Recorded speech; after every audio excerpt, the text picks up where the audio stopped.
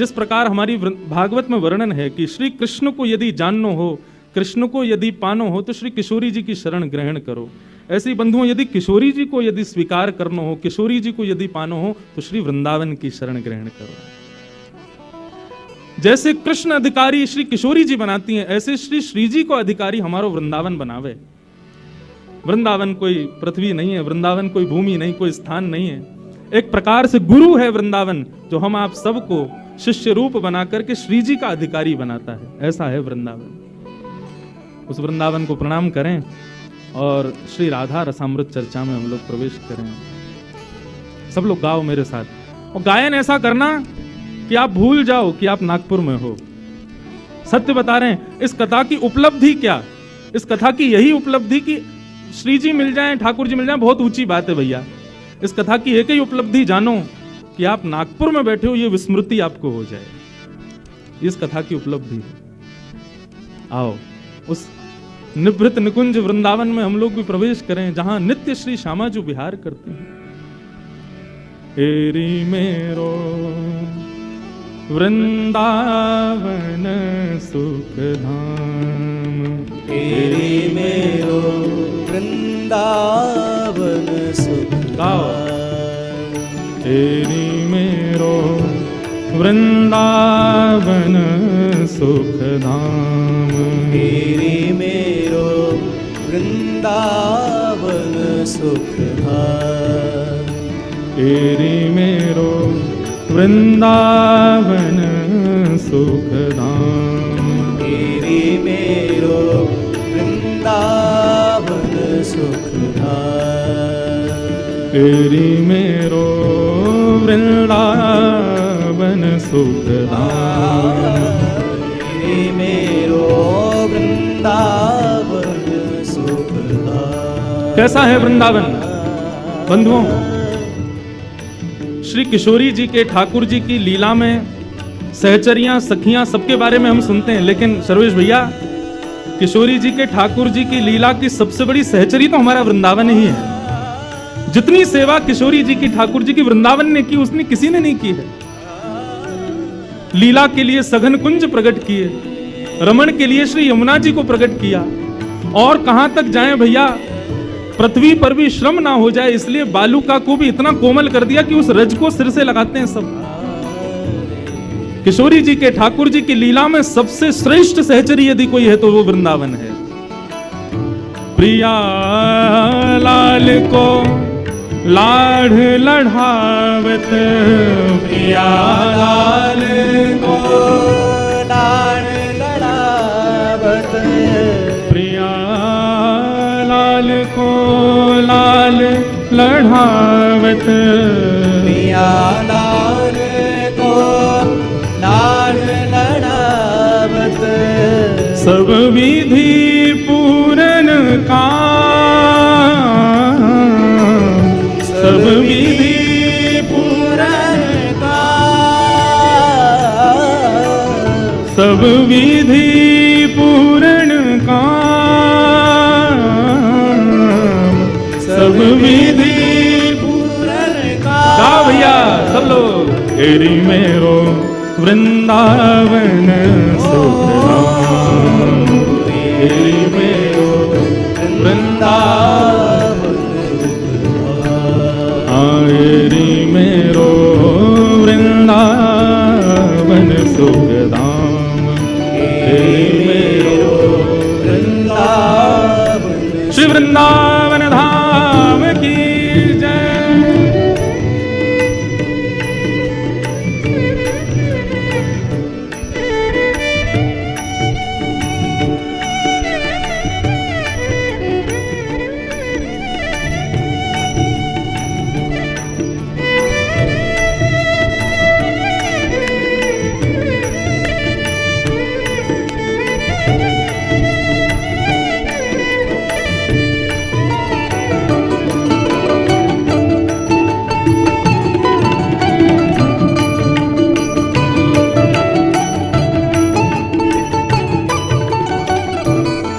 कैसा है वृंदावन, कैसा है वर्णन कर रहे हैं।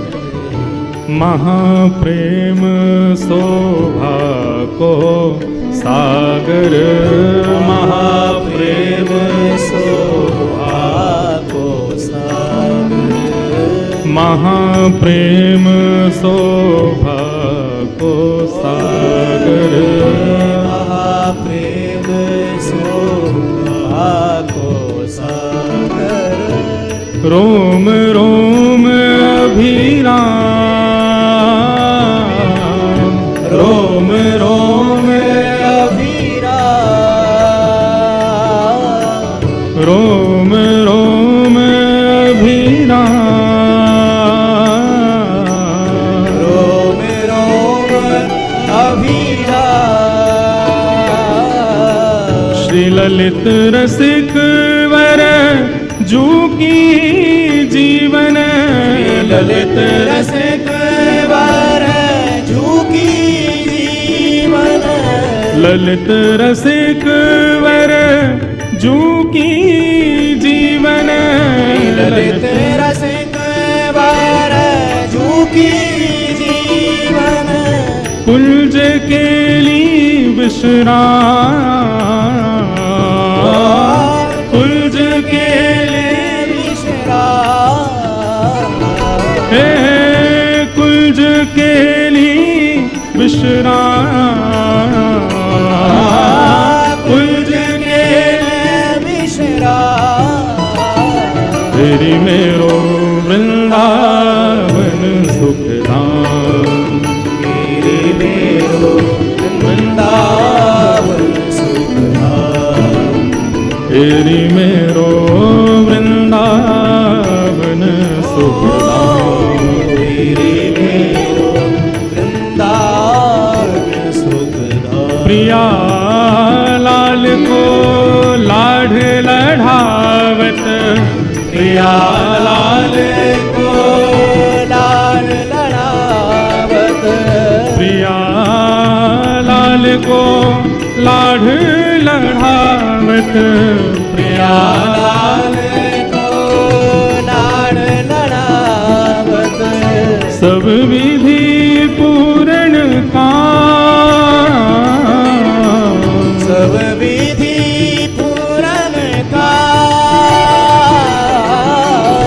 सब विधि पूर्ण काम, सब विधि पूरन का, तेरी मेरो वृंदावन सुखधाम, तेरी मेरो वृंदावन आए रे मेरो वृंदावन सुखधाम, तेरे मेरो वृंदावन सुखधाम, आए रे मेरो वृंदावन सुखधाम, तेरे मेरो वृंदावन सुखधाम, आए रे मेरो वृंदावन सुखधाम, तेरे मेरो वृंदावन, श्री वृंदावन बिहारी लाल की, कृष्ण भानु दुलारी की, जय जय श्री राम, जय जय श्री राम, जय जय श्री राम।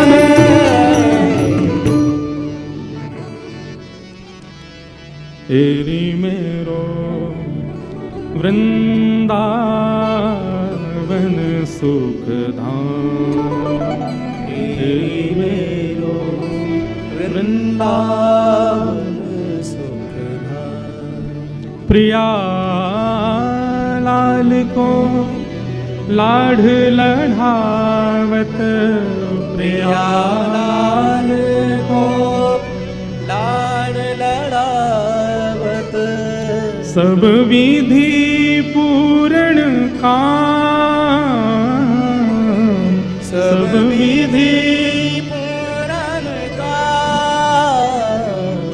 एरी मेरो वृंदावन सुखधाम, तेरी मेरो वृंदावन सुखधाम। बोलो वृषभानु के जमाई की,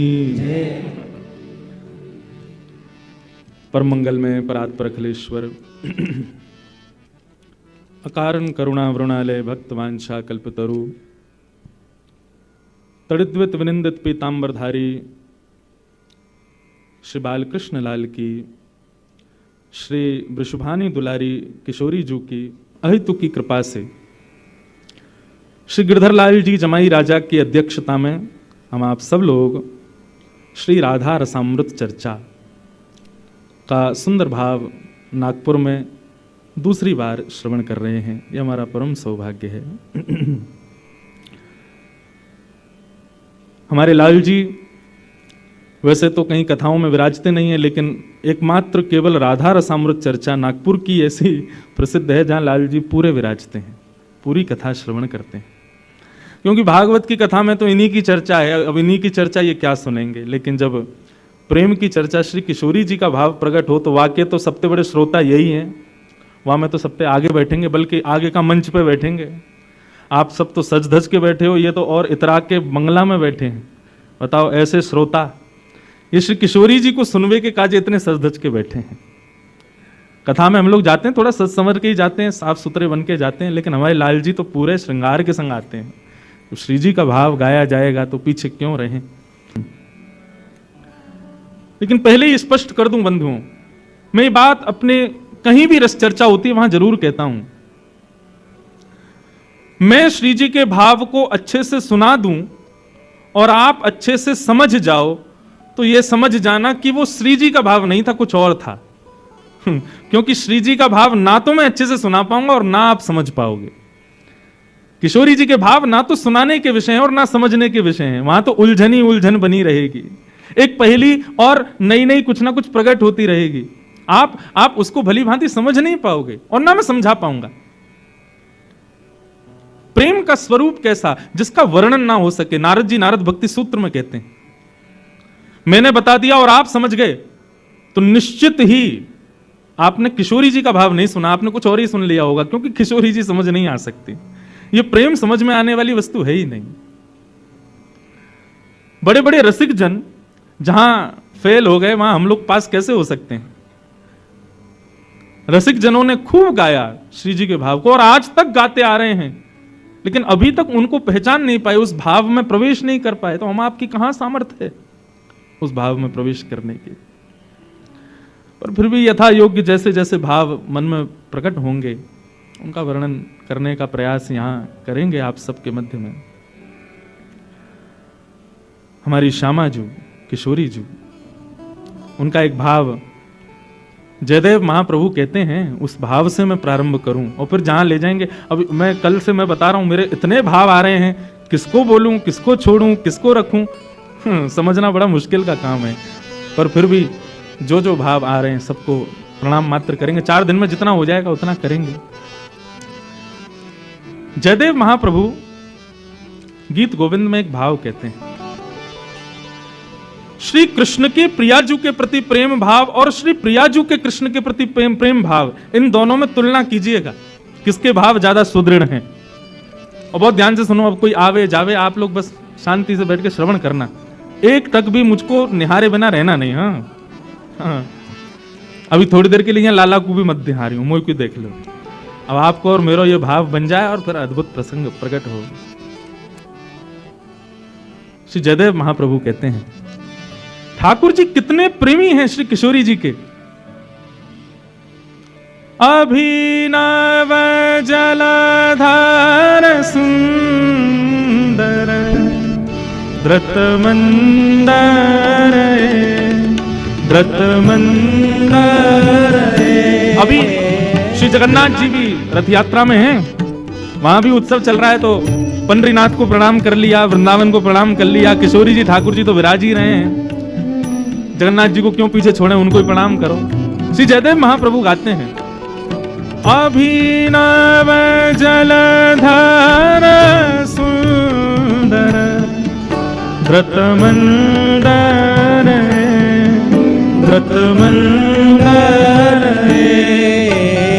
श्रीमुख चंद्र चकोर जय जय देव हरे। श्रीमुख चंद्र चकोर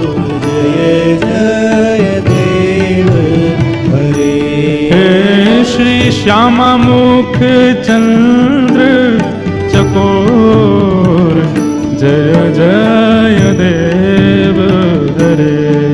श्री श्यामा मुख चंद्र चकोर, जय जय देव हरे। ओ जय जय देव हरे, जय जय देव हरे।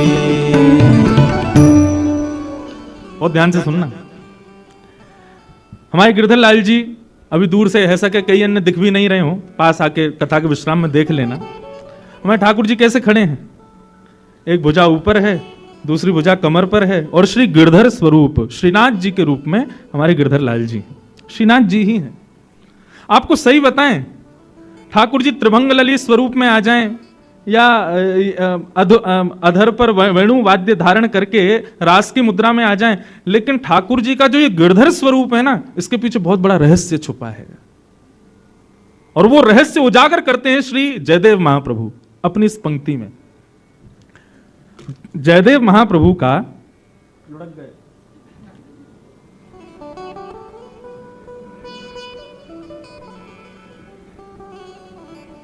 जय।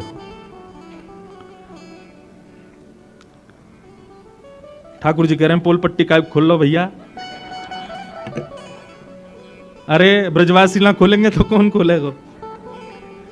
बहुत ध्यान से सुनियो। जयदेव महाप्रभु ऐसे महाकवि हुए इस कलयुग में जिनके आगे ठाकुर जी भी हार मान गए। ठाकुर जी ने भी एक प्रकार से हाथ जोड़ दिए, भैया तेरे आगे तो हम भी नतमस्तक हैं। श्री जयदेव महाप्रभु जब भी कुछ कृति बनाते ना, तो विशेष रूप से वे जगन्नाथ जी को जगदीश बोलते थे। तो जब भी जाते तो जय जगदीश हरे, यही शब्द का उच्चारण करते। लेकिन आज की पंक्ति जैसे ही महाकवि जयदेव ने गाई, अभिनव जलधर सुंदर धृत मंदर ए, श्री श्यामा मुख चंद्र चकोर, जैसे ये भाव कहा तो श्री जगन्नाथ जी बोल पड़े, बोले आज जय जगदीश हरे नहीं, आज जय जय देव हरे। आज तो जयदेव तुम्हारी जय हो। अरे तुम कहां से पता कर लेते हो भाई इतने भाव? बोले कैसे? जयदेव महाप्रभु कहते हैं, बोले भगवान इंद्र ने कोप किया ब्रजमंडल पर, और तब ब्रजवासियों को रक्षा के लिए आपने गिरिराज जी अपनी इकन्नी उंगली पर धारण किए। आप जगत नियंता जगदाधार जगदीश हो, यदि आप अपनी भ्रगुटी टेढ़ी कर लो तो इंद्र की मजाल है कि वो बारिश करे। लेकिन हमने सुना इंद्र 7 दिन 7 रात्रि तक बरसाता ही रहा। आप चाहते तो क्षण भर में गिरिराज जी धारण करके और भ्रगुटी टेढ़ी करके कहते हे इंद्र, तो इंद्र नाक रगड़ता आपके चरणों में आकर के। लेकिन आपने उसको एक बार भी नहीं डांटा, और 7 दिन 7 रात्रि तक अविरल वर्षा होती रही। सामान्य वर्षा नहीं हुई थी वृंदावन में, श्याम तक वर्षा हुई थी, जो कि प्रलय काल के समय होती है। जिस वर्षा के होने पर पूरी पृथ्वी डूब जाएगी, ऐसी वर्षा वृंदावन में हुई थी। और आपने एक बार भी उस इंद्र को टोका नहीं। मुझे रहस्य पता चल गया, आपने क्यों नहीं टोका। ठाकुर जी बोले क्या रहस्य पता चला? बोले कि बढ़िया अवसर मिल गया था, सब ब्रजवासी गिरिराज जी के नीचे खड़े थे, और उन्हीं सब ब्रजवासियों को जब आपने नैन भर के देखा कि भाई सब आ गए कि नहीं, तभी आपने क्या देखा कि सन्मुख ब्रजवासियों के बीच में श्री वृषभानु नंदिनी खड़ी हैं, श्री हमारी श्यामा जी खड़ी हुई हैं। तो आपने मन में विचार किया कि भैया इनकी रूप सुधा को पान करवे को या से बढ़िया अवसर नहीं मिलेगा। ये किशोरी जू जब भी इनको देखवे जाओ, कभी अपना मुंह फेर लें, कभी घूंघट कर लें, कभी कहीं चली जाएं, कभी कहीं बैठ जाएं, और कोई ना कोई बाधा इनके रूप के दर्शन में आ ही जावे। ये बढ़िया समय है, सब ब्रजवासी खड़े हैं, और इतने ब्रजवासी कि महाराज बिच बिच के खड़े थे, एक दूसरे से बिल्कुल लग के खड़े थे, जगह नहीं थी। किशोरी जी अब हिल नहीं सकती हैं, अब कहीं जाएंगी नहीं, ये बढ़िया अवसर है इनकी रूप माधुरी को दर्शन करवे को। तो जयदेव महाप्रभु बोले इंद्र तो 10-5 मिनट वर्षा करने वाला था, बल्कि आपने तो उसको और इशारे किए, बोले करता रहे। कि जब तक श्यामा जी सामने खड़ी हैं, इनकी रूप सुधा को पान करवे को अवसर मिला है, तब तक तू बरसातो ही रहे। और महाप्रभु जी कहते हैं, बोले हमको तो एक रहस्य और पता चला। बोले क्या? बोले आपके वश की चलती तो 7 महीने बारिश होने वाली थी, वो तो इंद्र के भंडार खत्म हो गए, इसलिए 7 दिन में ही पूरे हो गए, नहीं तो आप तो इंद्र को रोकते ही नहीं। श्यामा मुख चंद्र चकोर, जय जय देव। तो भैया ये गिरिराज पर्वत धारण लीला 7 दिन तक इसलिए चली क्योंकि किशोरी जी खड़ी थी सामने। यदि किशोरी जी कहीं और होती थोड़ी दूर होती या ठाकुर जी के सन्मुख नहीं होती, 7 मिनट में गिरिराज जी रखने वाले थे ठाकुर जी। इतना लंबा समय क्यों बिताते? तो किशोरी जी के मुखमंडल को देखने में इतने व्यस्त है गए श्याम सुंदर, इंद्र को इशारा और कर दियो बरसात हो रहे ताकि इनको देखते रहे हम। इसलिए भैया ये हमारे गिरधर लाल जी जो है ना, ये वो स्वरूप है जो निरंतर किशोरी जी को देखने में मग्न रहते हैं।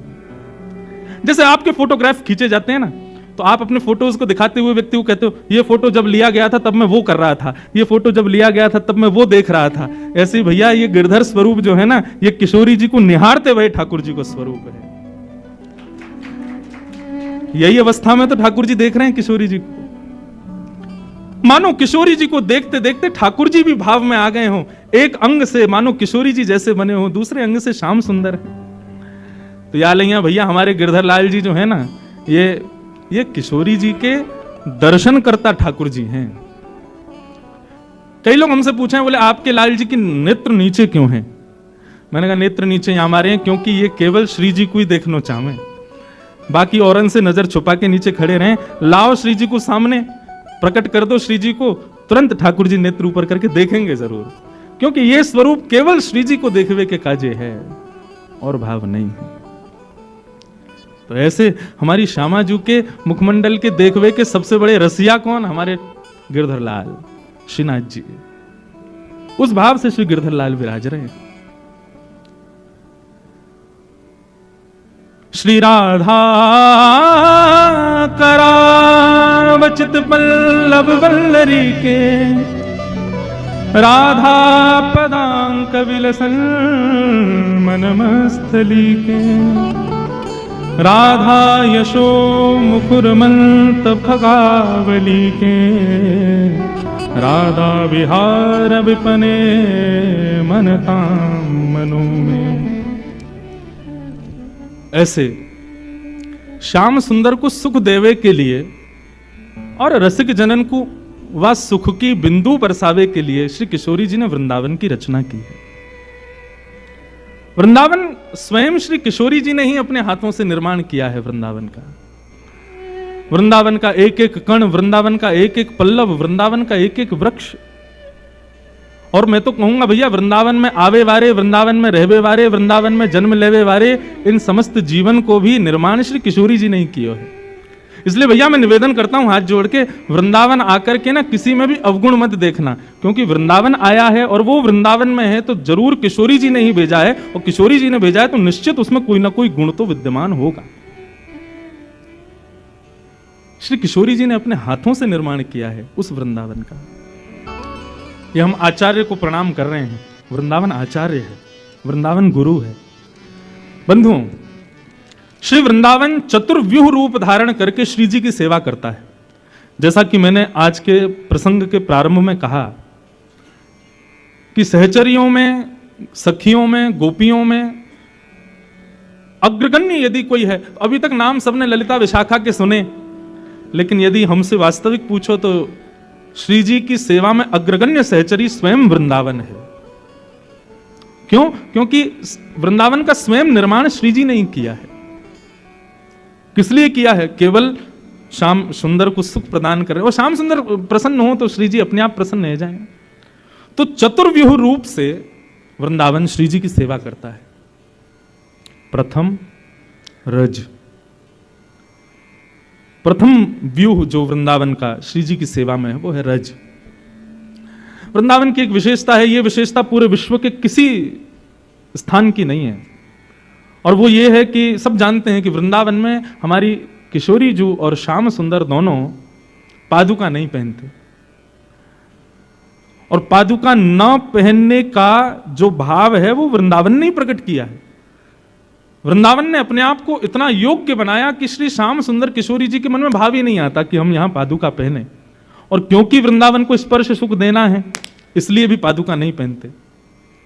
तो सर्वप्रथम वृंदावन जो श्री जी की सेवा में आए हैं वो रज के भाव से। चतुर्व्यूह में प्रथम रज, चतुर्व्यूह में दूसरा स्वरूप है वृंदावन के लता, गुल्म, पत्र, पुष्प, फल, जिन सघन कुंज में ठाकुर जी और श्री किशोरी जी निरंतर रास विहार करते हैं, अनंत सुख की प्राप्ति करते हैं। तो दूसरा व्यूह एक प्रकार से ये कहा जा रहा है कि गुरु वृंदावन है और वृंदावन के साथ में उपगुरु ये 4 हैं, रज और दूसरे सघन कुंज पत्र पुष्प गुल्म आदि। ये विशेष रूप से उन लोगों के लिए जो आजकल वृंदावन तो आते हैं लेकिन वृंदावन के रूप को नहीं समझ पा रहे। वृंदावन में आजकल भीड़ बहुत हो गई है, बहुत पब्लिक आ रही है, लेकिन भैया मुझे उनको देख के ऐसा लगता है कि हीरे को शीशा समझ करके चले जाते हैं। वो वृंदावन को जान ही नहीं पा रहे, वृंदावन को पहचान ही नहीं पा रहे। वृंदावन प्रथम रज के भाव से श्याम सुंदर और श्री जी की सेवा में है, दूसरा लता गुल्म पत्र पुष्प फल इनके भाव से श्री जी की सेवा में है। जब हमारे श्याम सुंदर और श्री जी विहार करते हैं ना, कई जगह पदों में पढ़ने में आता है कि जिन वृक्षों पर फल उत्पन्न नहीं हुए होते या हो भी गए होते लेकिन कच्चे होते हैं, जैसे ही देखते हैं किशोरी जी आ रही हैं, श्याम सुंदर आ रहे हैं, तो फल अपना वो वृक्ष अपना पूर्ण जोर लगा देता है, उस फल को तुरंत पका देता है, उस पुष्प को तुरंत सुगंधित करता है कि हमारे इस भाव से रीझ कर श्यामा जी इसका स्पर्श कर लें, इसका सेवन कर लें। साल भर में जो वृक्ष एक पुष्प को सुगंधित करने में श्रम करता है वो श्री जी के आने पर क्षण भर में करता है। श्रमित तो बहुत हो जाता है, लेकिन श्री जी सेवा में स्वीकार करें, इसके लिए वृंदावन के वृक्ष गुल्म पत्र पुष्प ये सब अपने आप को सुगंधित और पुष्पित करके रखते हैं। तो वृंदावन की दूसरी सेवा का भाव है वहां के लता गुल्म वृक्ष पत्र। श्री व्यास जी कहते हैं वृंदावन के रूख हमारे मात पिता गुरु बंधु। वृंदावन की वृक्ष वल्लरियां ये सब कौन हैं? ये सब हमारे माता हैं, पिता हैं, गुरु हैं, बंधु हैं, ये सब हमारे। इसलिए हमारे ब्रजमंडल में कई संत जन तो वृक्षों से ही लिपट लिपट करके आनंदित होते हैं। तमाल वृक्ष को देख करके सोचते हैं कि ये जरूर श्याम सुंदर ही होंगे।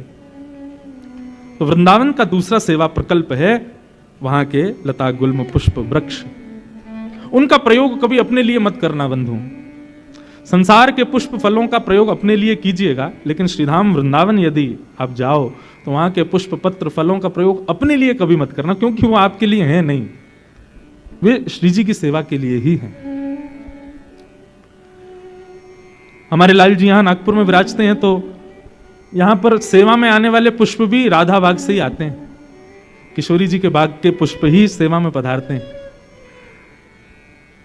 परिवार ढांडनिया परिवार ने एक बाग ही ऐसा बनाया जहां के पुष्प सब श्री जी की सेवा में ही जाते हैं, और बस ये 4 दिन के लिए वो कुछ पुष्प हमारे लाल जी के पास भी आ जाते हैं, नहीं तो श्री जी के पास ही जाते हैं हमेशा। वास्तव में ये बात तो भागवत में भी प्रमाणित है कि पृथ्वी अपने ऊपर अन्न पुष्प फल इन सबका प्रादुर्भाव हमारे आपके लिए नहीं करती है। भागवत में कथा आती है, पृथु महाराज का चरित्र आता है, जिनकी वजह से धरती को पृथ्वी कहा जाता है। तो पृथु महाराज के चरित्र में भाव आता है कि पृथ्वी ने एक बार अपनी समस्त बीज उत्पन्न करने की, फलों को उत्पन्न करने की, पुष्पों को उत्पन्न करने की समस्त शक्तियों को अपने अंदर समेट लिया। क्यों? क्योंकि मानव इन सब का उपभोग करता था अपने लिए, ठाकुर जी की सेवा में नहीं लगाता था।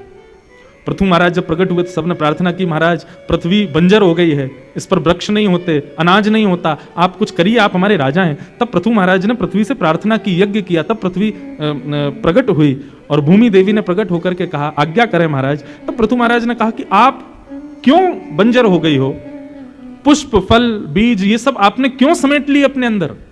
तो पृथ्वी कहती है क्योंकि मानव मेरा उपभोग कर रहा है। मैंने अनाज को, फल को, वृक्ष को, पत्तों को, पुष्पों को आप सबके उपभोग के लिए नहीं निकाला है, मैंने इसलिए निकाला ताकि कोई एक भक्त मुझे मेरे से उत्पन्न होने वाले उन फलों को, पुष्पों को, आदि आदि वस्तुओं को ले जाके ठाकुर जी को अर्पित करे, फिर स्वयं पाले, मुझे कोई आपत्ति नहीं। लेकिन ठाकुर जी को बिना निवेदित किए खुद सेवन करता है, मुझे बहुत कष्ट होता है। इसलिए पृथ्वी ने अपनी समस्त शक्तियों को दबा लिया। तब पृथु महाराज ने वचन दिया, बोले मैं वचन देता हूं आज के बाद वैष्णव परिवार में बिना भोग लगे कोई भी अन्न नहीं पाएगा। तब पृथ्वी ने अनाजों को प्रकट करना प्रारंभ किया। इसलिए बंधुओं, आप यही मत मानो कि केवल आप ही सेवक हो श्याम सुंदर के, जड़ चेतन सब ठाकुर जी की सेवा के लिए ही हैं। जब उनको बिना निवेदित किए हम उसका उपभोग करते हैं, तो श्रीमद् भगवत गीता में तो भगवान कहते हैं भुंजते ते त्वघम पापात ये पचंत्यात्म कारणम। जो अपने कारण से वस्तु का उपभोग करते हैं वो अपना पाप स्वीकार कर रहे हैं। इसलिए भैया कुछ भी हो सबसे पहले ठाकुर जी को, किशोरी जी को निवेदित करो, क्योंकि वो प्रकट उन्हीं के लिए हुआ है। उसके बाद उसका सेवन स्वयं करो। पृथ्वी भी तो मुक्त होना चाहती है ना, और वो मुक्त कैसे होगी जब हम उसको निवेदित करेंगे ठाकुर जी को। इस प्रकार पृथु महाराज ने पृथ्वी से निवेदन किया और तब पृथ्वी ने इन सब वस्तुओं को अपने ऊपर प्रकट किया। तो वृंदावन विशेष रूप से जो कुछ भी प्रकट करता है वो सब ठाकुर जी की सेवा के लिए ही प्रकट करता है। उसका उपभोग अपने लिए कभी मत करना। तो प्रथम रज, द्वितीय वनचर वस्तु, सघन कुंज, पुष्प फल आदि, और तीसरा वृंदावन के रसिक जन। वे रसिक आपको प्रसन्न करने के लिए नहीं बने, क्षमा कीजिएगा। वृंदावन में कई लोग मुझसे आकर के, कभी कभी फ्लाइट में कोई मिल जाए, ट्रेन में कोई मिल जाए, या वैसे कोई मिल जाते हैं, तो महाराज जी आपका वो भजन बहुत बढ़िया, नेक सुनाए दो। कोई जादूगर थोड़ी है, नेक में जादू दिखाए दो। वृंदावन में यदि कोई रसिक, मैं अपने आप को रसिक नहीं बोल रहा हूं, इनडायरेक्ट वे में बोल भी रहा हूं, लेकिन वैसे अगर देखो तो वृंदावन में जितने भी रसिक जन, कोई यदि रस का तनिक मात्र भी भाव प्रकट करता है तो उसका भाव भी संसार के लिए नहीं है, श्री जी के लिए ही है। ये बात दोनों पक्षों से समझिएगा। रसिक जन भी इस बात का ध्यान रखें कि यदि हमारे भीतर रस प्रकट हुआ है तो उससे हम संसार को ना रिझाएं, श्यामा शाम को ही रिझाएं। यदि हम अपने रस का प्रयोग किसी व्यक्ति विशेष को रिझाने के लिए कर रहे हैं ना, तो रस विष बन जाएगा। रस का प्रादुर्भाव आपके हृदय में हुआ, इसका मतलब श्री जी ने आपको अधिकारी माना है, और अधिकारी बनाया है तो उससे श्री जी को ही लुभाओ।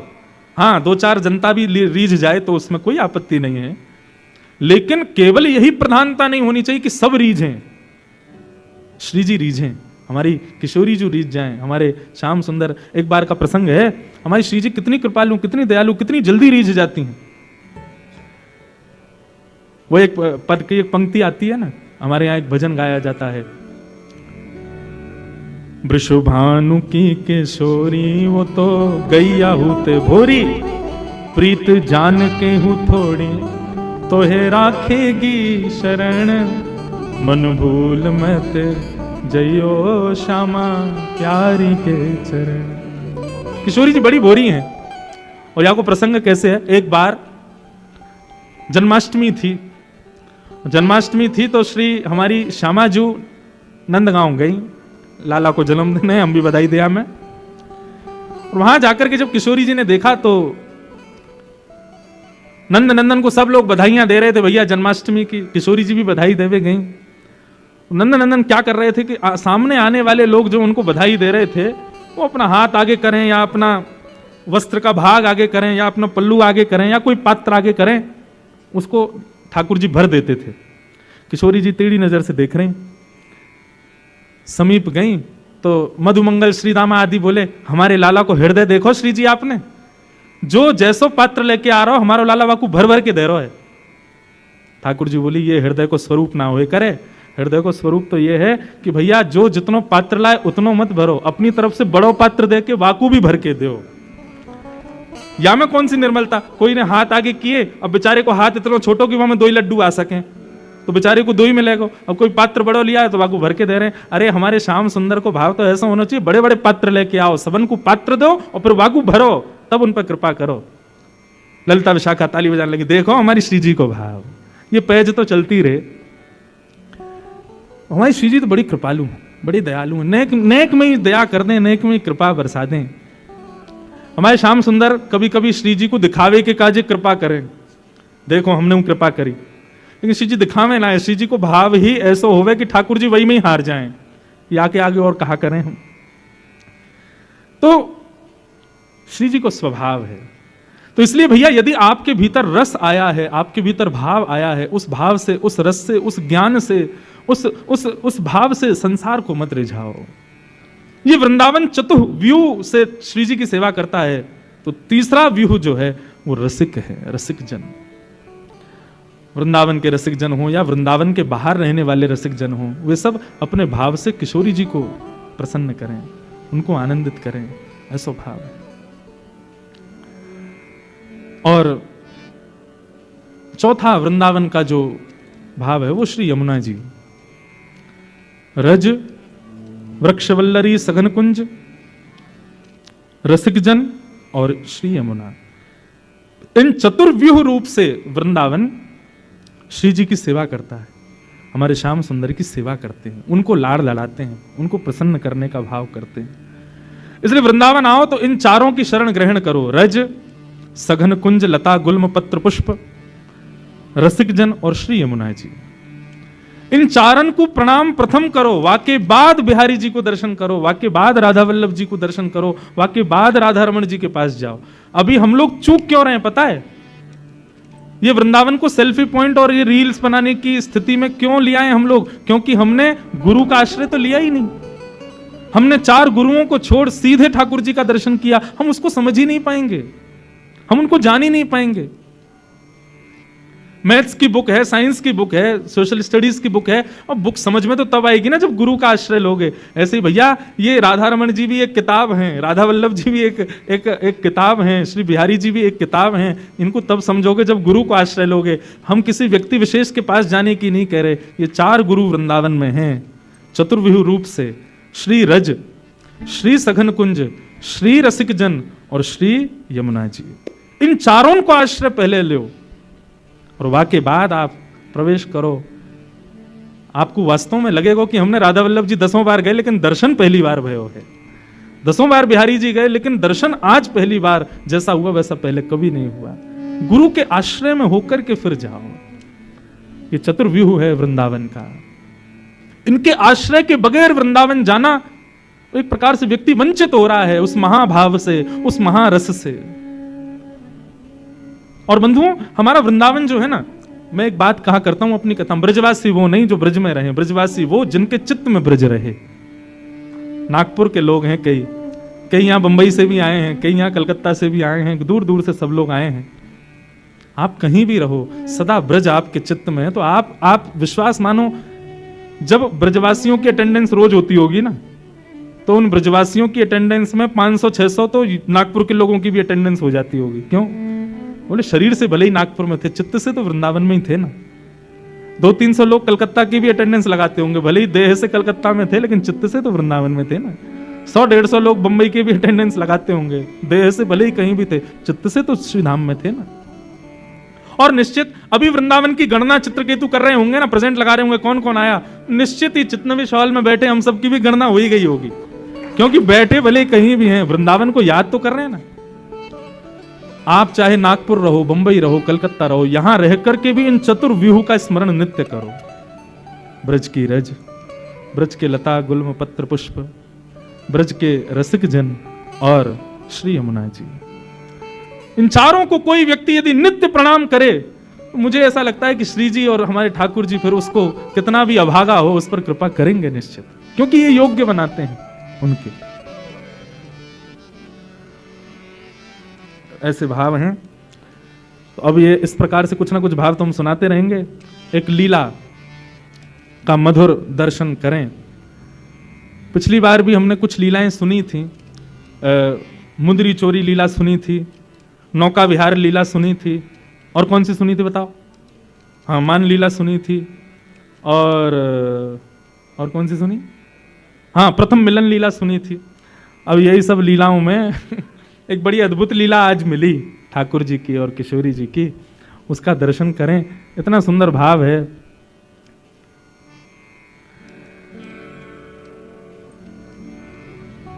सूरदास जी का भाव है और बहुत सुंदर है। ऐसा भाव है कि भैया श्री कीर्ति मैया, वैसे तो किशोरी जी हमारी इतनी सुकोमला हैं, सदा सखीन के मध्य में रहें, सब सहचरी सेवा करें, लेकिन आज कीर्ति मैया किशोरी जी से ऐसे ही केवल दिखाने के भाव से, समाज को दिखे उस भाव से किशोरी जी से कहती हैं, लाली अब धीरे धीरे घर के कामकाज भी सीखो, आने चाहिए। लेकिन कामकाज सिखावे तो हैं कीर्ति मैया, लेकिन ये ललता विशाखा आदि सब सखी ऐसी हैं कछु करन ना दें किशोरी जी को। लेकिन आज किशोरी जी हट करके बैठी हैं कि नहीं, आज मैया जो कार्य कहेगी हम जरूर करेंगे। और मैया ने कार्य कह दियो है, बोले लाली आज एक काम कर, गौशाला में जाके गैया को दूध काट के ला। और किशोरी जी आज गैया को दूध दोहे में जा रही हैं। इतनी सुंदर लीला है। अच्छा, आजकल तो गौशालाओं में गायों को बांध देते हैं, लेकिन प्राचीन काल में ऐसा नहीं था। किशोरी जी को देख करके गैया के भी मन में भाव आया हो या लीला को और बढ़िया संवरण किया जाए। तो किशोरी जी तो जैसे ही दूध दोहे हुए बैठी हैं, अत्यंत सुकोमला, अत्यंत सुकुमारी किशोरी जी के हस्तकमल को स्पर्श पाकर के गाय मन में विचार करने लगी, श्रम है जाएगा श्री जी को, या काम में तो एक ही निपुण है, नंद नंदन वही तो करवाएंगी। तो गैया वहां से भागी, अब पीछे पीछे श्री जी भाग रही हैं, ललता विशाखा भाग रही हैं गैया को पकड़वे को। इतने में ही सघन कुंज में सामने नंद नंदन दिखाई दिए हैं। नंद नंदन ने जैसे ही देखो सोई किशोरी चिल्ला के बोली, अरे नेक मेरी गैया को पकड़े हो, दूध दोहनो है, अरे नेक या को पकड़ लियो। इतने में ही ठाकुर जी ने महाराज अपने सुंदर पराक्रम से वह गैया को पकड़ लियो और गैया को पकड़ के बोले, कहो श्री जी कहा सेवा करें आपकी। बोले, आज मैया ने हमको सेवा दी है कि जाओ गैया को दूध दोहे के लाओ। हम दूध दोहे में आई हैं, लेकिन ये गैया रुक ही नहीं रही है। ठाकुर जी बोले, दूध धोना आवे तुम पे? बोलो, क्यों नहीं आवे, नेक दोहे के दिखाओ। अब जैसे ही श्री जी फिर छुए बैठी, गैया फिर भागने लगी। तब ठाकुर जी कह रहे हैं, देखो हम दोहे के दिखाएं आपको, गैया को दूध कैसे दोहो जाए। और वही भाव को श्री सूरदास जी महाराज वर्णन कर रहे हैं, अति सुंदर। सब लोग गाओ।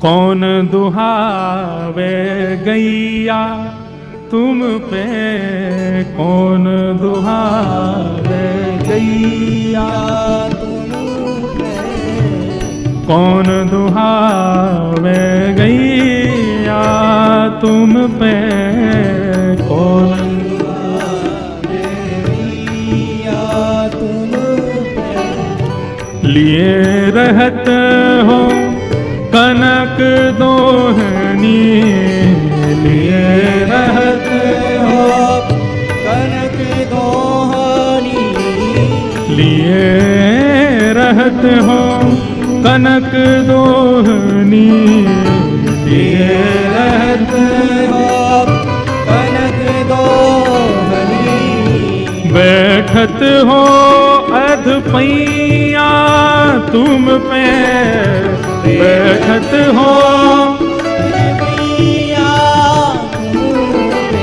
बैठत हो अध पैया तुम पे, बैठत हो अध पैया,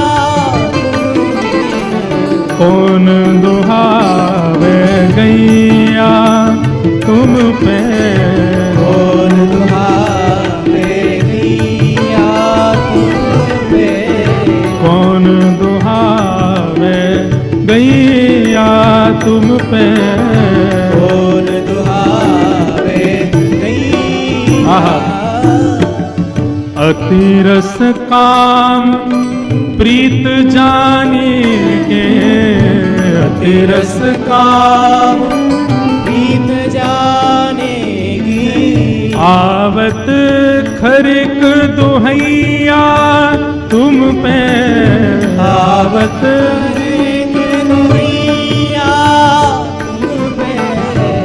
किशोरी जी कह रही हैं, तुम पे कौन गैया दुहावे को, तुम्हारे लक्षण गैया दोहे वाले तो लगना रहे हैं। ठाकुर जी बोले, क्यों, हम या जन्म के नहीं, हम तो जन्म जन्मांतर के ग्वाला हैं, हमसे भैया गड़िया गैया कौन दोहे सके। बोले, कनक सोने की बाल्टी हाथ में लेकर के और अधपैया आधे आधे घुटने पे बैठ गए और कह रहे हो गैया दोहे में आई हैं। हम सब जाने तुम्हारी बातन ने, तुम ये गैया वैया चरावे ना आओ सघन कुंज में। ठाकुर जी बोले, तो फिर क्यों आवे हम? बोले, हम जैसी सुंदर नई नवेली गोपीन को देखवे के काजे आओ तुम, तुम्हारी सब बातन ने जाने हम।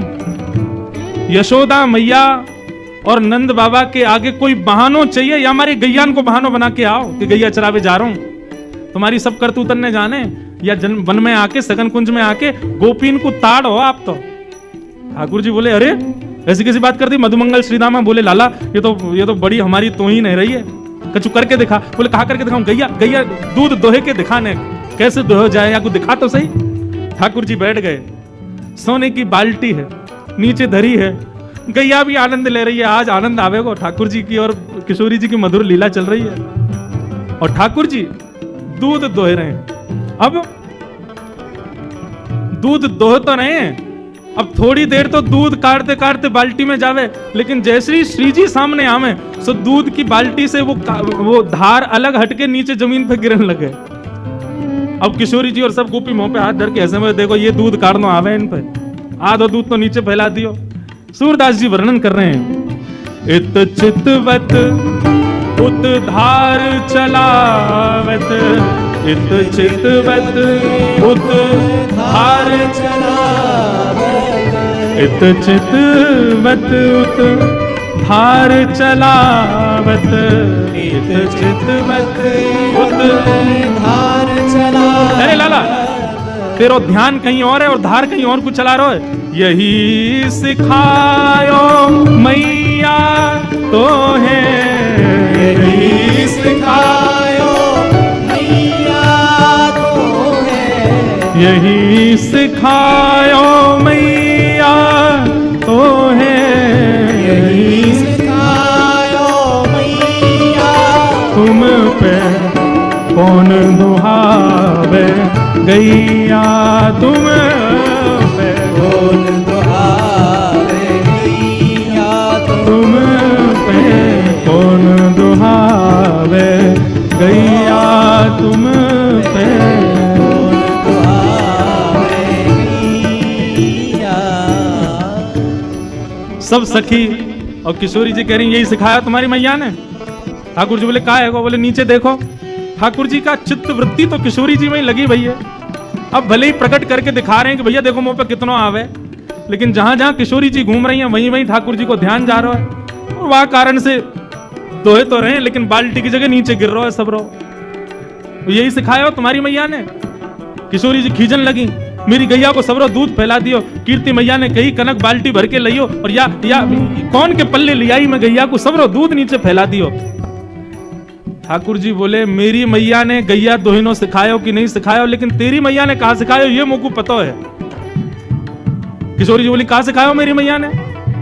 सूरदास जी वर्णन कर रहे हैं, सूरदास प्रभु झगड़ो सीखो, सूरदास प्रभु झगड़ो सीखो, सूरदास प्रभु झगड़ो सीखो।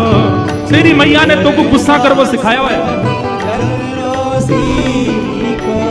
ठाकुर जी बोले तुम्हारी मैया ने तो तुमको गुस्सा कर वो सिखाया। इतने में मधुमंगल पूछो लाला गुस्सा भी ऐसो वैसो ना कर रही हैं तो कैसो कर रही हैं? बोले ज्यों घर खसम गुसैया तो पे, ज्यों घर खसम गुसैया तो है। लाला जैसे घर के खसमते बाकी घरवारी रूठे ना, बातें लड़े काहे, ऐसी श्री जी तोते लड़ रही है। हाँ बोले हाँ यही बात सही है, बिल्कुल सही कह रहे हैं। अब तो श्री जी और सब सखी बोली इन दारी के इनको काउ देना हाथ दिखाना पड़ेगा। कछु तो कछु बाप निकाले। कौन दुहावे गैया तुम पे, कौन दुहावे गैया तुम पे, कौन दुहावे गैया तुम पे, कौन दुहावे गैया। बोलो युगल बिहारी सरकार की। ऐसी ऐसी लीला हमारे ब्रज की हैं। सब सखा और सब सखी भी वामे रस को वर्धन करें, विक्षेप ना करें। लाला श्री जी तो पे ऐसे गुस्सा करें, बुरो मत मानियो, जैसे कोई खसम पे वाकी घरवारी गुस्सा करे। हमें तो ऐसा लगा ये अधिकार मान चुकी हैं। सब सखी ललता विशाखा पीछे डंडा लेके भागी। बोले भाई बताएं ज्यादा संबंध बना रहा है हमारी श्री जी या कार्य कलूटे को खसम मानेंगी अपनों। जैसे तैसे लड़ते झगड़ते हुए ठाकुर जी ने आधी बाल्टी दूध भर दिया। अब श्री जी को तो ले जाके कीर्ति मैया को देना था। देखो हमने दूध काढ़ो है। अब जैसे ही दूध काढ़ करके अब दूध पूरा है गया और गैया चली गई।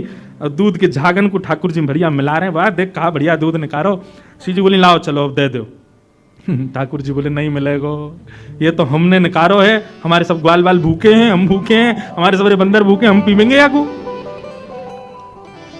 ललता विशाखा क्रोध करने लगी। बोले अभी बताएं तो को पीवे को दूध, अपने घर को गैया को पी, हमारी गैया को काई को पी रहा है। ठाकुर जी बोले निकारो कौन ने? निकारो हमने, तो हम पीवेंगे। और ये हमारे सखा सबरे बेचारे सुबह से भूखे प्यासे दूध पीवेंगे, बढ़िया बढ़िया काढ़ो हमने। अब तो किशोरी जी चरणन में बैठ गई। बोले भैया अब यहाँ लड़वे तो काम नहीं चलेगा, ने थोड़ी सी अपनी लाज जाए तो कोई बात ना, ने माफी मांग लो, क्षमा मांग लो। और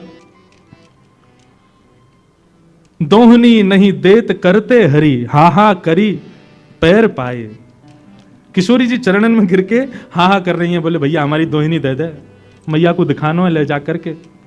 और जैसे ही श्री जी प्रार्थना कर रही हैं कि हमारी दोहिनी दे दो, सो ठाकुर जी को और आनंद आ रहा हो, बोले अच्छा श्री जी चाहिए, बोले हाँ एक बार और हा हा करो।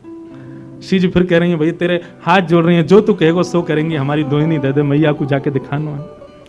तब खूब परेशान करके खूब श्री जी को श्रमित करा के तब अंत में ठाकुर जी ने दोहिनी प्रदान करी है। ऐसे हमारे दोहिनी गाय दोहन लीला हमारे ब्रज में भई है ठाकुर जी की और श्री जी की। मैया को जाकर के श्री जी ने प्रदान कर दिया, बोले लो हमने दूध निकारो। आज कीर्ति मैया ने खूब नजर उतारी है, बलैया लई है, बोले जय हो हमारी श्यामा जू ने आज पहली बार दूध निकारो। महाराज पूरे बरसाने में एक एक बूंद भर दूध की बांटी गई है, क्यों? श्री जी ने दूध निकारो है। लेकिन असलियत तो सब जानने हैं कौन ने निकारो, हमारे लाला निकार के लाए हैं। ऐसी मधुर भाव से सूरदास जी ठाकुर जी की मधुर लीलाओं का वर्णन कर रहे हैं। बंधुओं, ये परस्पर जो प्रेम भाव है ना, ये केवल हम आप सबको उस रस का केवल एक बिंदु चखाने के लिए श्री जी और ठाकुर जी करते हैं। कई बार श्री जी के भाव प्रकट करने में ना कभी कभी डर लगता है। आजकल के सामान्य भावों को सुनने वाले लोग कहीं इससे कोई अनर्गल अर्थ ना निकाल लें। हमारी श्यामा जू, हमारी किशोरी जू, उनके भाव में कहीं कोई विश्लेष ना आ जाए, इसलिए भय लगता है कभी कभी। लेकिन हमारी श्री जी को प्रेम कैसा पता है? अंतर्निष्ठ प्रेम। अंतर्निष्ठ प्रेम किसे कहते हैं? सामने देखोगे तो ऐसा लगेगा कि लड़ रही हैं, गुस्सा कर रही हैं, लेकिन जैसे ही श्याम सुंदर चले जावें वाके बाद श्री जी को प्रेम मानो रोम रोम से प्रकट हो गए। और वह सुंदर प्रेम को वर्णन श्री नंददास जी महाराज अपनी वाणी में करें। बहुत सुंदर भाव है। हमारी और सर्वेश भैया की आपस में एक दूसरे को पदावलियों की वो होती है, क्या बोलते हैं उसको, कंपटीशन होता है, पद भेजो कंपटीशन। ये पद भेजते हैं तो मैं सोचता हूं इससे दुगना बढ़िया भेजूंगा। ये जो पद भेजते हैं उससे मैं रात भर चिंतन में चला जाता हूं, फिर हम ऐसा पद भेजें ये एक आध महीना को चिंतन में चले जाएं। तो किशोरी जी का एक सुंदर भाव श्री नंददास जी वर्णन करते हैं। किशोरी जी का प्रेम कैसा। अब गैया दोह के तो आ गई वापस, वहां तो खूब लड़के आई, झगड़ के आई हैं श्याम सुंदर से, लेकिन अब एकांत में जब बैठी हैं तब श्याम सुंदर को स्मरण करते हुए किशोरी जी कितने सुंदर भाव कह रही हैं।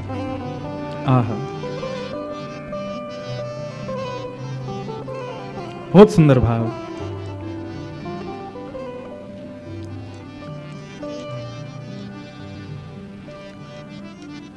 मैं पछहार रही बहु तेरो, ए कहू नेक नानी के रो, मैं पछहार रही बहु तेरो। श्री जी सब सखियन से कह रही हैं कि ठाकुर जी कैसे हैं, मुकु नेक बताओ, नेक मुकु सुनाओ उनके बारे में। सब सखी बोली अभी अभी तो मिलके आए हैं, अभी अभी तो उनसे खूब लड़ झगड़ के आए हैं, और रोज ही कोई ना कोई लीला होवे श्री जी। पर हम हर बार देखें कि आप जब भी एकांत में आके बैठो फिर सबन से कहो कि नेक थोड़ा कृष्ण के बारे में बताओ, उनके रूप के बारे में बताओ। आप जाओ तो हो उनसे मिलवे, सामने खड़े हो, मैं नेत्रन से निहार ले करो। फिर ये आप एकांत में आकर के क्यों कहो कि श्याम सुंदर कैसे हैं, नेक उनके रूप को वर्णन करो। ठाकुर जी हूं में तो हैं सन्मुख, वही समय देख ले करो उनको। तब सब सखियन सो हमारी श्रीजू कहा कह रही हैं, इतनी सुंदर भाव हैं श्री नंददास जी के। बोली अरे सखी कहा बताऊं, तुम लोग बड़ी सौभाग्यशाली हो जो नयन भर के श्याम सुंदर को देख लेती हो, लेकिन मेरी स्थिति ऐसी होती है कि एक क्षण से अधिक यदि मैं नेत्रों से श्याम सुंदर को देखती हूं तो उतने में मेरी स्थिति क्या होती है, छिन ही में भर आवत पानी, श्याम रूप कहाँ छिन में जान। ऐसा रूप है श्याम सुंदर को कि मैं एक क्षण से भी ज्यादा निहारवे को प्रयास करूं तो एक क्षण से अधिक देखने पर मेरे नेत्रों में जल आ जाता है। मुझे नेत्र बंद करने पड़ते हैं। दो कारण हैं। पहले तो जल आ जाता है, कहीं और रुदन ना हो जाए, कहीं और जल आया तो श्याम सुंदर श्रमित हो जाएंगे। वो जो लीला हमारी मान की थोड़ी झगड़े की चलती है, उस बीच में यदि अश्रुपात हो जाए तो ऐसा लगेगा रस में नमक घोल दिया हो। इसलिए मैं जानबूझ करके श्याम सुंदर से अपने नेत्रों को बचाती हूं, उनको नहीं देखती। क्यों? एक क्षण से अधिक देखूं तो नेत्र सजल हो जाते हैं। बंधुओं, श्री जी के प्रति श्याम सुंदर के भाव सुनोगे ना, सुख मिलेगा। लेकिन श्याम सुंदर के प्रति श्री जी के भाव सुनोगे ना, नेत्र सजल हो जाएंगे। छिनहि में भर आवत पानी, श्याम रूप कहां जिनमें जान। एक क्षण में ही मेरे नेत्र सजल हो जाते हैं, मैं उनके रूप को निहार नहीं पाती हूं। और दूसरा भाव क्या कहती हैं? दूसरा भाव में ठाकुर जी को इसलिए नहीं देख पाती, नयन दो छवि अमित अगाधा। अरे सखियों, श्याम सुंदर को रूप तो अपार है, और वह अपार रूप को देखवे के काजे नेत्र केवल दो ही हैं हमारे पास में। भाव समझिएगा, नयन दो छवि अमित अगाधा, और उसमें भी तापर पलक करत हैं वाधा। एक तो इतने सुंदर श्याम सुंदर, और उनको देखवे के काजे या जड़ विधाता ने दो ही आंख दी है, और इन दो आंखन से भी उनको निहारवे को प्रयास करें तो जल तो आ ही जावे, वासे पहले ये पलक भी बाधक बन जाती हैं। बीच बीच में देखते देखते आंखें भर आती हैं, और उसके अलावा भरे भी ना तो आंखें श्रमित हो जाती हैं, तो पलक गिर जाती हैं। श्याम सुंदर सामने हो और उस समय पलक गिरती हैं तो गोपियां गोपीगीत में कहती हैं, त्रुटिर युगायते त्वाम पश्यताम जड़ उदीक्षताम। अरे जड़ विधाता, तू जानता नहीं था कि श्याम सुंदर हमारे सामने आने वाले हैं? तूने ये पलक क्यों बनाई? आपको पता है देवताओं में और मानव में अंतर क्या है? देवता अनमिष होते हैं, उनके पलक नहीं होती। मतलब स्वरूप तो ऐसा ही होता है, लेकिन जैसे हमारी पलक गिरती रहती है ना, ऐसे देवताओं की पलक कभी गिरती नहीं है। किशोरी जी कह रही हैं, अमित छवि और वाकु देखवे का जे नेत्र दो, और इन दो नेत्रन में भी सखी तामे पलक करत हैं बाधा। कैसे निहारूं उनको, कैसे देखूं? या हमारे मैं आप लोगों से प्रार्थना करूं कि मुझको कृष्ण के भाव सुनाओ, उनके रूप को वर्णन सुनाओ, उनके अंग प्रत्यंग को वर्णन सुनाओ, क्योंकि देखवे की सामर्थ्य मेरी नहीं है। श्री जी के इतने सुंदर भाव। श्री जी कहती हैं, अब एक सखी बोली, तो श्री जी वह कार्य कलूटे को देखवे उन्हें काय को है? अरे आप इतनी सुंदर हो, आप तो अपना प्रतिबिंब ही देख ले करो। आपको प्रतिबिंब को जो स्वरूप है ना, वह स्वरूप को ही नेक सांवलो बना दिया जाए तो ऐसा लगेगा श्याम सुंदर ही है। आप तो खुद को ही देख ले करो, वह नंदनंदन को देख के क्या करना है आपको? तब श्री जी कहती हैं, जो ब्रज दीनो जन्म हमारो। अरे सखियों ध्यान से सुनो, यदि ब्रज में हमारा जन्म हुआ है तो ब्रज में जन्म लेने का एक ही कारण है। क्या? जो ब्रज दीनो जन्म हमारो, देखन को मन मोहन प्यारो। ब्रज में जन्म खाने पीने हंसने बैठने घूमने फिरने के लिए नहीं हुआ है। इस ब्रज में जन्म केवल श्याम सुंदर मनमोहन को देखने के लिए ही हुआ है। उनको नहीं देखेंगे तो कैसे काम चलेगा? हमारे यहां तो ब्रज की गोपियां श्रीमद् भागवत के वेणु गीत में कहती हैं, कभी अवसर मिलेगा ना तो लाल जी के ससुराल में वेणु गीत भी सुनाएं। श्री जी तो आ ही जावे। वेणु गीत भी बहुत सुंदर है श्रीमद् भागवत का। गोपी गीत सबने सुना है, लेकिन भागवत के कई ऐसे अप्रकट गीत हैं, उनका भी अद्भुत भाव है। जैसे वेणु गीत, युगल गीत श्रीमद् भागवत के। अब वेणु गीत में क्या होता है? ठाकुर जी वन चरा रहे हैं, गैया में वन में चरा रहे हैं गैया, और वहां बैठ करके वेणु वाद्य कर रहे हैं। उस वेणु की ध्वनि को सुन करके गोपियां नेत्रबंद करती हैं, और नेत्रबंद जैसे ही करती हैं तो हृदय में ही ठाकुर जी की वो छवि प्रकट हो जाती है जो वन में लीला हो रही है, और उसका वर्णन गोपियां करती हैं। अब श्याम सुंदर ऐसे चल रहे हैं, अब श्याम सुंदर ये लीला कर रहे हैं, वही वेणु गीत है।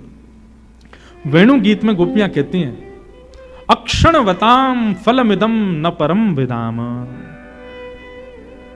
बोले भैया ये नेत्र किस लिए मिले हैं? सूरदास जी का पद है ना, देखो चाहत कमल नयन को, निस दिन रहत उदासी अखियां, हरि दर्शन की प्यासी प्यासी, हरि दर्शन की प्यासी अखियां, हरि दर्शन की प्यासी। श्याम सुंदर को निहारो। किशोरी जी कह रही हैं, जो ब्रज दीनो जन्म हमारो, देखन को मनमोहन प्यारो। उनको देखने के लिए ही हमारा जन्म ब्रज में हुआ है। किशोरी जी बोली, मैंने तो अब सोच लियो है। ललिता विशाखा बोली, कहा सोच लियो? बोले अब मैं तपस्या करूंगी। ललिता विशाखा बोली, क्यों? बोले मैंने सुनी है तपस्या करने के बाद में ब्रह्मा और इंद्र की पदवी मिल जाती है।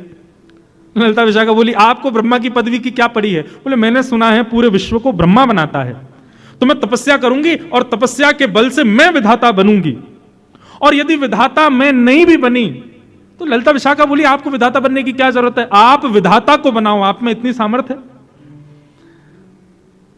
किशोरी जी बोली, सही कह रही है, इस बार तो विधाता विष्णु ने बनायो, लेकिन अगली बार जब प्रलय के बाद पृथ्वी बनेगी तब विधाता को मैं बनाऊंगी। ललिता विशाखा बोली, आप विधाता को बनाओगी? क्यों, कहा करोगी ऐसा? तब किशोरी जी का भाव सुनो। आहा, जो विधि ना को वश कर पाऊं, तो मैं पद्धति कछु और चलाऊं। विधाता जब मेरे चयन से बनेगा तो फिर मेरी जैसी इच्छा होगी वैसा विधाता पृथ्वी को बनाएगा, वैसे पृथ्वी के मानवों को बनाएगा। बोले अच्छा, तो आप विधाता से कैसे मानव बनवाओगी? बोले या विधाता ने तो 2 आंख वाले मानव बनाए, लेकिन जब मैं विधाता को बनाऊंगी या मैं विधाता बनूंगी तब रोम रोम प्रति नैन बनाऊं। मैं विधाता को आज्ञा करूंगी कि भैया मानव बनाइयो, लेकिन मानव के जितने तेने रोए बना दिए ना बेमतलब के, कहा काम है इनको, इन प्रत्येक रोम में नेत्र प्रकट कर दियो। रोम रोम प्रति नैन बनाऊं, क्यों? ताकि अमित अगाधा स्वरूप जो श्याम सुंदर को है, हमारो अंग अंग वाको दर्शन करे, हमारो अंग अंग वाको निहारे। और सखी ने कोई एक और बात सुन, रोम रोम प्रति नैन बनाऊं, और उसमें भी इकटक रहे, ये नेत्र सदा खुले रहे, श्याम सुंदर को देखते रहे, उसके लिए पलक ना बनाऊं। रोम रोम प्रति नैन बनाऊं, इकटक रहे पलक ना बनाऊं। तब क्या होगा? तब कछु कहे हुए सखी सब पूरन मन के आन। किशोरी जी कह रही हैं, तब हमारी मन की मनोकामना पूरी होगी, और उस समय जब हमारे रोम रोम में नेत्र होंगे, बिना पलक के नेत्र होंगे, और जब श्याम सुंदर हमारे सामने आएंगे तब अपने प्रत्येक रोम से उनका दर्शन करेंगे, तब हमारे मनोरथ पूर्ण होंगे, तब हमारी मनोकामना पूर्ण होगी। अब देखो, कृष्ण सन्मुख की किशोरी जी और कृष्ण विमुख किशोरी जी के भाव। आप यूं मत सोचियो कि हमारी किशोरी जी को कृष्ण के अधीन बता रहे हैं ये, रुक जाओ कल अभी आ जाएगा तो ठाकुर जी को अधीन बता देंगे। वहां में कोई अंतर थोड़ी, दोनों एक दूसरे के अधीन हैं, सदा एक दूसरे के सुख के भाव में तो विराजमान रहते हैं। हमारे बिहारिन देव जी तो एक पद में वर्णन करते हैं कि भैया ठाकुर जी मुकुट क्यों पहनते हैं पता है? अच्छा, मुकुट भी पहने तो सीधो पहनने बाद टेढ़ो क्यों पहने?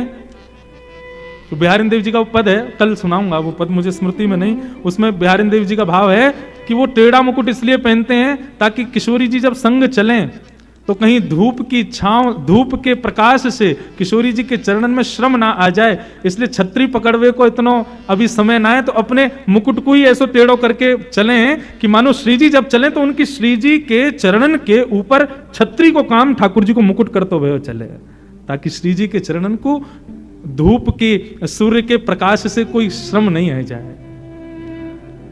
दोनों ही अधीन हैं, ऐसे भवसागर में गोते लगवा देंगे महाराज कि जीवन भर उससे कभी निकल नहीं पाओगे।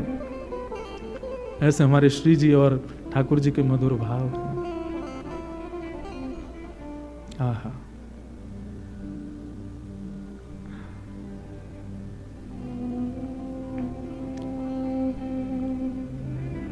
वृंदावन किस मधुर भाव में, मधुर साम्राज्य में प्यारी जू और श्यामा जू के ऐसे या बिना किसी दिखावे को प्रकट किए हुए इस निर्मल प्रेम को सब सखियां सुनकर के आनंदित हो रही हैं और दोनों रसिक जन मधुर भाव से श्री जी को प्रणाम कर रही हैं। तो ऐसे श्री जी के प्रेम उद्भाव हैं।